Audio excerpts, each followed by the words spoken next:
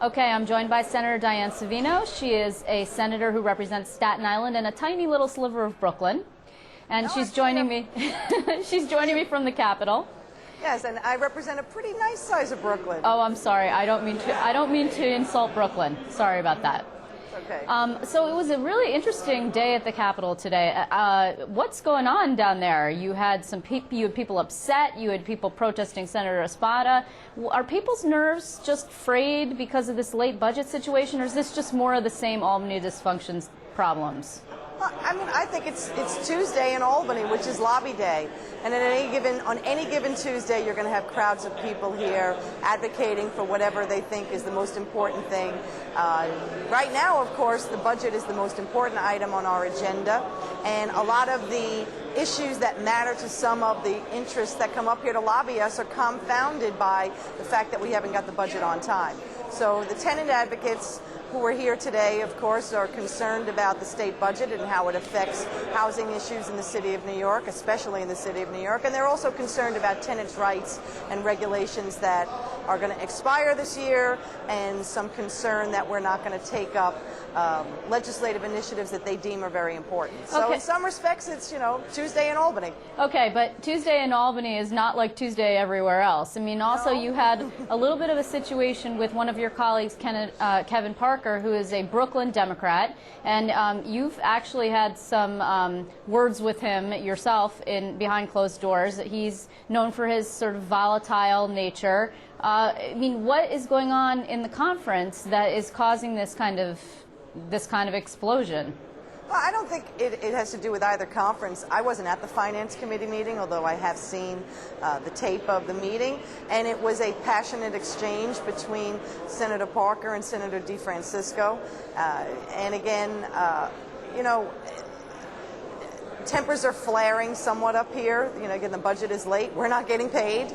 There are school districts that don't know what their budget is going to be for the year. There's, healthcare lobbyists concerned about the impact on hospitals. We're in a difficult process right now.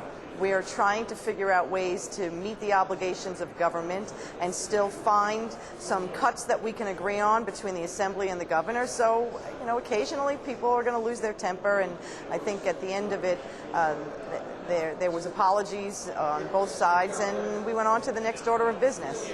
Speaking of the budget, the governor today just had a press conference in the Red Room at the Capitol, a rare, actually, occurrence. He hasn't, he hasn't been at the Capitol all that frequently recently, and he's been sort of in and out of the budget negotiations, and I know that's been a complaint of some of your colleagues. He said he now wants an up or down vote on the budget with $620 million worth of additional cuts and revenue generators, including an increase on the tax on tobacco products that are not cigarettes, like snuff, for example, and chewing tobacco. Do you have I know you probably haven't had time to review the entire project, but or proposal by the governor, but do you have an initial reaction to what he put forward today? Well, I'm not sure what the governor was hoping to accomplish by saying that we should vote on the budget up or down tomorrow when we're in the process of negotiating items that we still don't have agreement on with the Assembly and items that the governor's office has not yet agreed to accept or decline. So I'm not sure what budget he wants us to vote on. Certainly the legislature did not accept the budget that he put out in January. Simply by virtue of the fact that we put out separate budget resolutions that outlined the things that are a matter of great importance to the Senate. The Assembly has their own budget resolution that they passed, and neither one of them are the governor's budget proposal. So I'm not sure what it is that he wants us to vote on tomorrow. My suggestion to the governor is that, he continue to work on the outstanding issues with the legislature so we can wrap this up and get it done as quickly as possible. Do you think that he has been sufficiently engaged in this budget process? You had some interesting quotes today in the Wall Street Journal regarding the governor, period, and how he's sort of not really even that's relevant anymore because he's not running for re-election, and he has been semi-engaged. I mean, he comes up from time to time to say things.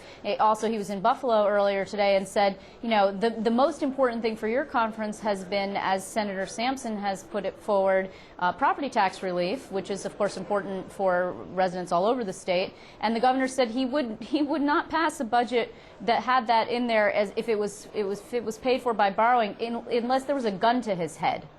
I'm sure the governor was displaying his trademark humor when he said that. It was a rather flippant response.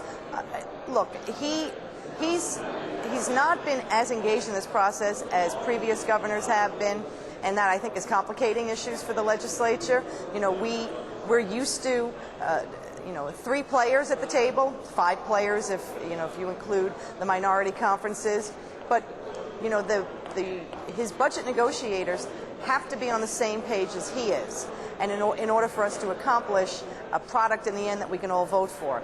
And so the governor going out and saying things that are contrary to what is being discussed among the budget negotiating team doesn't help matters. Also being flippant about an issue that we in the Senate have determined is critically important to the people that we represent around the state isn't helping matters either.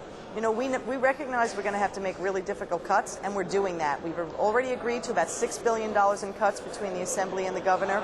There's anywhere from $2.5 to $3 billion more that we still have to hammer out. But there is no way that we should shut this budget down without finding minimally a 1% solution, and that is property tax relief for the people of the state of New York. They are struggling every day to pay their property taxes in the suburban counties and in Westchester and in Nassau and Suffolk. And I've heard some people say that the best way to mitigate property tax issues is to provide more education funding.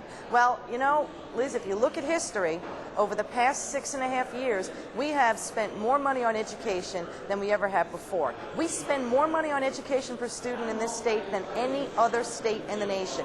And over the past 6 years, we have increased the state's obligation to meet the demands of the Campaign for Fiscal Equity and to satisfy, people who say that we should be putting more money into education. Well, we've done that. And what you've seen over the past 6 years is that increase in education aid has not done anything to mitigate the rise of property taxes. So the more money we spend, the more money they raise property taxes in the local so why not localities, then, and they can't take it anymore. Why not then